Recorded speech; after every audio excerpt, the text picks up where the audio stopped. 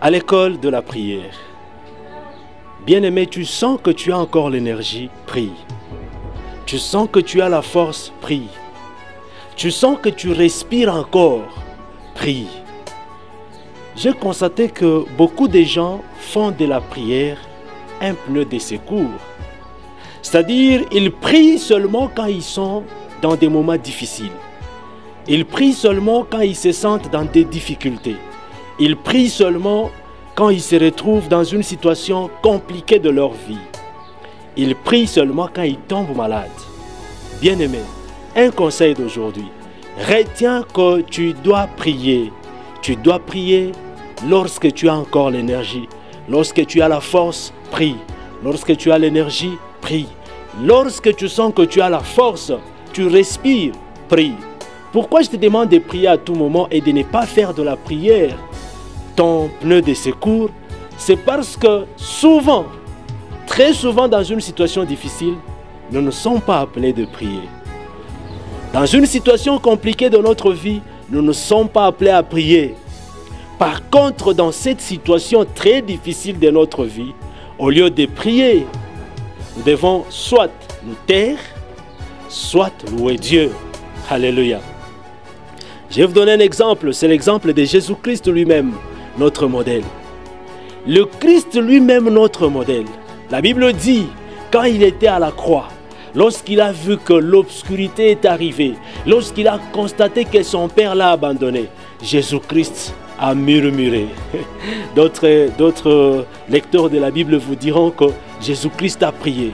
Il a prié en disant, Père, Père, ou Élie, Élie, pourquoi tu m'as abandonné? Mon Dieu, pourquoi tu m'as abandonné? Si vous essayez d'analyser cette prière, en réalité, ce n'est pas une prière, c'est la lamentation. C'est murmurer. Or, Dieu, dans sa divinité, il n'est pas très content de ceux-là qui murmurent. Il n'apprécie pas les prières de ceux-là qui entrent pour murmurer. C'est la raison pour laquelle je te conseille aujourd'hui. Tu sens que tu as l'énergie, tu sens que tu as la force, tu sens que tu as la volonté, prie. C'est à ce moment-là qu'il faut prier. Mais par contre, lorsque tu te retrouves dans une situation très compliquée, ne prie pas. Ne prie pas. Ça, c'est la première des possibilités. La deuxième possibilité, au lieu de prier, tu dois louer le Seigneur. Alléluia. Et Jésus-Christ nous donne des astuces pour la prière. Il a dit, la prière, si vous voulez que la prière soit exaucée par notre Dieu, il est celui qui écoute les prières. Mais l'élément qui permet à notre Dieu d'exaucer à notre prière, c'est notre foi. Tu veux que ta prière soit exaucée, derrière cette prière-là que tu prononces, mets ou ajoute la foi. Jésus-Christ a besoin de ta foi pour produire un miracle à travers la prière que tu fais devant lui. Il y a l'un de mes beaux-frères, il met souvent sur son statut WhatsApp, Seigneur, tu bois quoi? Moi, je vais répondre directement à cette question. Peut-être c'est la question que tu te poses aussi. Seigneur, tu manges quoi? Notre Dieu, il est le consommateur de notre foi. Tu veux donner à Dieu la nourriture, donne-lui ta foi. Tu veux donner à Dieu à boire, donne-lui ta foi. Pour dire que même Jésus-Christ, avant de produire un miracle, il comptait beaucoup plus sur la foi de la personne à qui il voulait produire les miracles. Dieu a besoin de ta foi pendant que tu pries. Ne cherche pas à pousser ta voix ou à intensifier ta voix si tu n'as pas la foi. Intensifie ta voix, mais en mettant beaucoup plus la première position à ta foi. Bien-aimé, retenez ceci. Une prière sans la foi, ce n'est qu'un exercice de souffle. Tu peux entrer, tu fais 30 minutes en train de prier. Lorsque tu pries, tu transpires. Mais si derrière cette prière, tu n'y mets pas ta foi, retiens que ce n'était qu'un exercice de souffle que tu faisais. Et ta prière là est vaine. Alléluia. Un autre élément qu'il faut tenir, ou qu'il faut retenir aujourd'hui. Je vous ai dit, au lieu de prier, vous devez louer Dieu. Hommage au pasteur Alain Moloto. Cet homme, je l'ai aimé. Il nous a rédigé un livre. dont le titre est La louange et l'adoration.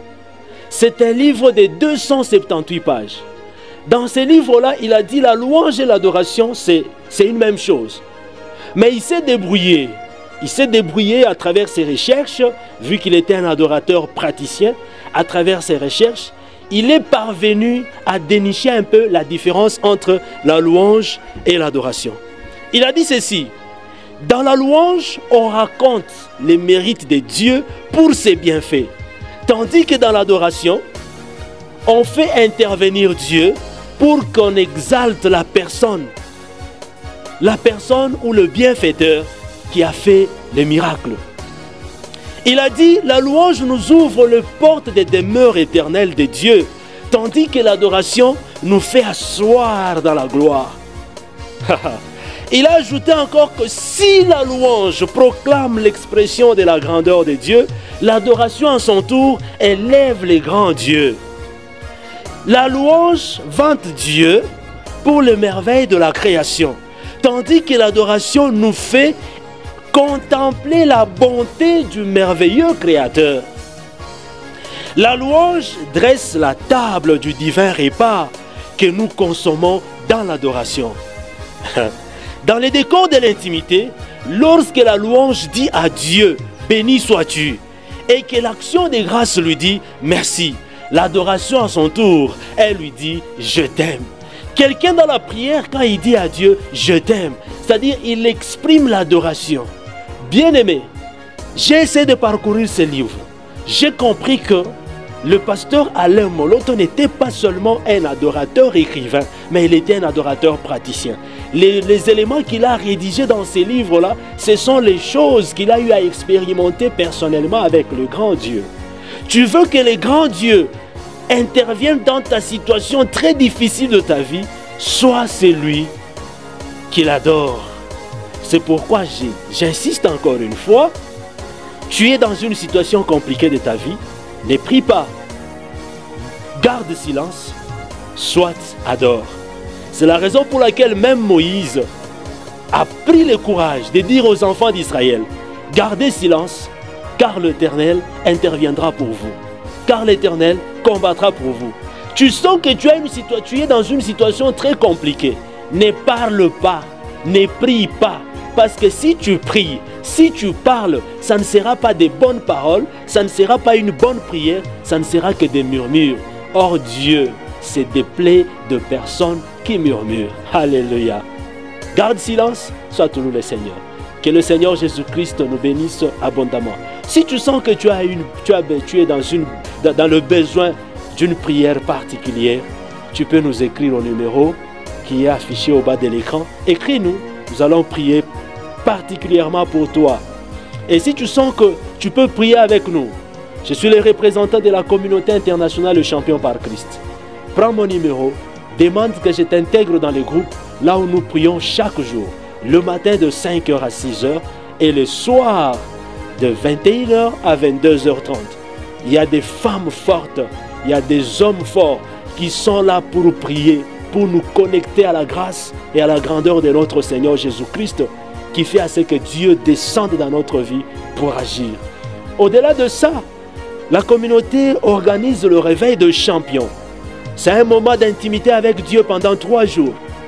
Ce moment-là va se tenir du 15, lundi 15, mardi 16, au 17 mercredi, 3 jours, de 9h à 16h. Nous sommes à Lubumbashi, ça sera au centre-ville de Lubumbashi, dans la salle polyvalente, viens, je vois. Tu sens que tu peux venir, viens, nous allons communier ensemble, nous allons partager la foi ensemble, nous allons implorer Jésus-Christ pour qu'il vienne se glorifier lui-même dans notre vie. Tu sens que tu veux participer, contacte-nous. Tu sens que tu veux nous soutenir financièrement, matériellement, intellectuellement, avec tout ce que tu as comme bien que le Seigneur a mis à ta disposition. N'hésite pas de nous contacter, ça fera du bien à notre Seigneur Jésus-Christ et nous prierons pour toi. Que le Seigneur Jésus-Christ te bénisse abondamment. Alléluia.